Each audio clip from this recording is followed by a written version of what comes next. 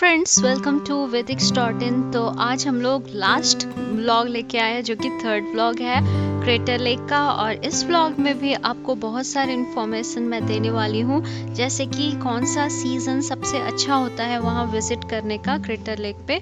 तो crater lake जो है वो वहाँ पे 2 प्राइमरी सीज़न जो होता है वो आप एक्सपीरियंस करते हैं, जो कि विंटर में नवंबर थ्रू अप्रैल होता है, जो स्नो लैंडस्केप के लिए बहुत अच्छा होता है। और वहाँ पे कभी कभी जो होता है रोड क्लोजर भी हो जाता है, तो लिमिटेड एक्सेस आपको मिलता है जो एरियाज हैं वहाँ पे घूमने का।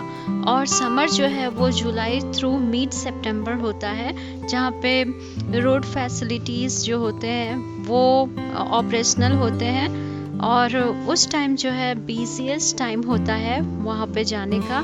तो मई, जून एंड अक्टूबर जो है वो ट्रांजिशनल पीरियड माना जाता है और अनप्रिडिक्टेबल कंडीशन होता है वेदर का, जो कि फ्लक्चुएट हो जाता है। तो जो भी विजिटर्स हैं उनको विजिटर सेंटर जो है वहाँ पे भी जाना चाहिए, जो कि सीज़न पे ऑपरेट करता है। आप जाने से पहले एक बार चेक कर लीजिएगा कि विजिटर सेंटर जो है वो क्लोज है कि ओपन है। और रोड्स और ट्रेल्स जो है, जो वहाँ पे बहुत सारे विंटर के समय कुछ ट्रेल्स और रोड जो है वो क्लोज हो जाते हैं, तो वहाँ पे आपको परमिट नहीं होता है जाने का। और कैंपिंग और लॉजिंग जो है वो कैसा है, तो मैस्मा कैंप ग्राउंड जो है क्रेटर लेक का, और क्रेटर लेक लॉज जो मैंने आपको दिखाया है इस व्लॉग में वो है क्रेटर लेक लॉज। और मैस्मा कैंप ग्राउंड जो है वो भी है, एंड कैबिन्स बहुत सारे होता है वहाँ पे, जो मैस्मा विलेज में आपको सीजनल अवेलेबिलिटी होती है वहाँ पे। तो वहाँ पे आप जब भी जाए तो जाके वहाँ विजिट कर सकते हैं या फिर रुक सकते हैं। और ट्रॉली और बोट्स आवर भी ऑफर किया जाता है समर मंथ में। जनरली ये ठंडे में नहीं आपको अवेलेबल होता है।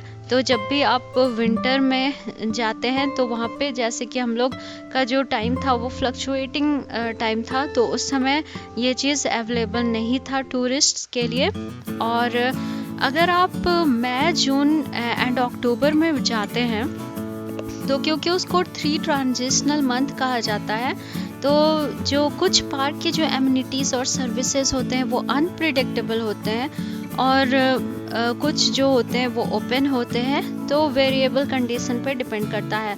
रोड एंड ट्रेल को क्लोजर भी हो सकता है, अवेलेबिलिटी भी हो सकता है। तो आप जाने से पहले एक बार चेक करके ही जाए। वैसे तो जब भी बुकिंग अवेलेबल होती है तो समझ जाइएगा कि वो उस समय का टाइम जो है बेटर है। तो इसका स्लॉट जो है वो इसके वेबसाइट पे जाके आप बुक कर सकते हैं। फिर जो उसका ईस्ट रिम ड्राइव जो होता है, वहाँ पे ईस्ट रिम ड्राइव प्रोजेक्ट जो है वो रिज्यूम करता है और इम्प्रूवमेंट उसका काफ़ी है, जहाँ पे लोग जाते हैं और क्लाउड कैप रोड जो होता है वो देखते हैं। और उसका जो भी डिटेल है वो आपको वहाँ पे मेजर रिहैबिलिटेशन पे आपको मिल जाएगा। स्नो जोन जो है वो कहाँ है, और चेन्स कहाँ पे आपको अपने व्हीकल में लगाना है, ये सब भी। और web camp, cafe and gift shop जो है वो डेली सुबह 10 बजे से 5 बजे शाम तक जो है वो खुला रहता है। Rim cafe and gift shop वहाँ का जो एक ही है वो फेमस है, और क्लोज़ हो जाता है वो दिसंबर 25 तक। और उसके बाद से वो क्लोज़ ही रहता है जब तक कि पीक समर नहीं आता है। और Crater Lake Lodge dining and room जो है जिसमें हम लोग रुके थे वो Crater Lake Lodge dining room था। और एनी क्रीक रेस्टोरेंट जो है वो क्लोज़ हो जाता है बहुत सारे सीज़न के लिए। तो जैसा कि मैंने आपको फर्स्ट ब्लॉग में बताया, बिल्कुल टाइम पे जाइए और वहाँ पे अवेलेबिलिटी जो है वो चेक कीजिए। फिर रेस्ट रूम्स जो है वो 24/7 रिम विलेज में सेलेक्टेड एरिया जो होता है वहाँ पे आपको अवेलेबल है। गैस एंड ईवी चार्जिंग जो होता है वो भी वो आपको कहाँ कहाँ अवेलेबल है। तो गैसोलीन जो है वो आपको पार्क में जो है वो अवेलेबल नहीं है, लेकिन क्लोजेस्ट स्टेशन जो है वो 29 to 30 माइल है पार्क के बाहर। तो अगर आपको चाहिए गैस भराना है तो आप गैस, यहाँ पे पेट्रोल को लोग गैस कहते हैं, जो हम लोग पेट्रोल पंप कहते हैं, तो ये लोग गैस स्टेशन कहते हैं। तो वो चीज़ आपको पार्क के 29 to 30 माइल आउटसाइड मिलेगा। तो एक बार आने से पहले आप अपना पूरा चेक करके आइए। फिर ईवी चार्जिंग जो है ईयर अराउंड मैज़मा विलेज में अवेलेबल है। तो अगर किसी के पास टेस्ला है या फिर कोई भी चार्जिंग व्हीकल है तो वो वहाँ पे कर सकता है। फिर कैंपिंग एंड लॉजिंग कैसा है, तो क्रेटर लेक का जो वेबसाइट है वहाँ पे आपको पूरा डिटेल मिल जाएगा उसका।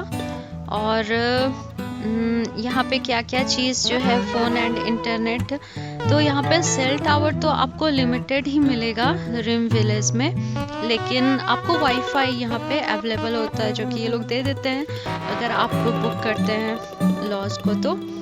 तो क्रेटर लेक नेशनल पार्क जो होता है, जैसा कि मैंने आपको बताया था कि यहाँ पे NPS पास लगता है, नेशनल पार्क सर्विस वाला पास, और उस पास का क्या क्या प्राइस है वो भी मैंने आपको फर्स्ट व्लॉग में बताया था।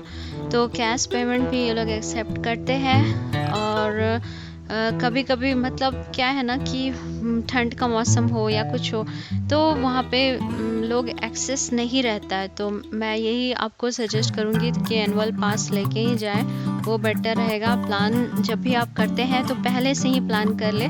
और वो जो एकोमोडेशन होता है क्रेटर लेक नेशनल पार्क का, Crater Lake Lodge, cabins, Mazama Village और मैज़मा कैंप ग्राउंड का, तो वो फुल्ली बुक्ड होता है एडवांस में ही, तो आप जाने से पहले चेक कर लें। और विजिटर सेंटर जो होता है पार्क का हेडक्वार्टर, ये सारा चीज़ जो है वहाँ पे आपको breakfast, guest houses, vacation rentals, ये सब जो है वो सब के बारे में भी पता चल जाएगा। तो यही था हमारा वहाँ का विज़िट।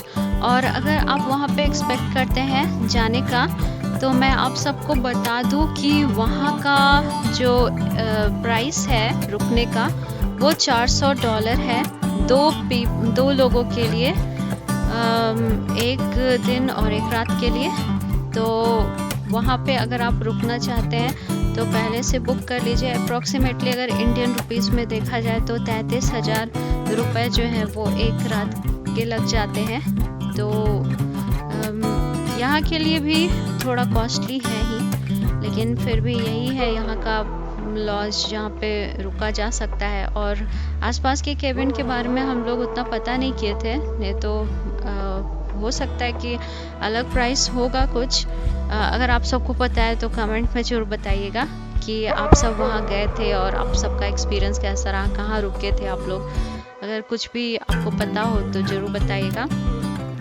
और hiking, photographing, wild life views के लिए और फ्लावर्स और जो भी एनिमल्स व्यू हो जाता है उसके लिए भी ये बहुत अच्छा जगह है। नेचर के बीच में जाके मेडिटेट करने में बहुत मज़ा आता है। आई होप दोस्तों आपको ये ब्लॉग पसंद आया हो। अगर पसंद आता है तो हमारे चैनल को ज़रूर सब्सक्राइब कीजिए। और ये था हमारा लास्ट ब्लॉग, और इस तरह से हम लोग वापस लौटने लगे। बुरा लगता है जब कहीं से घूम के वापस लौटते हैं, but I enjoyed. Thank you friends.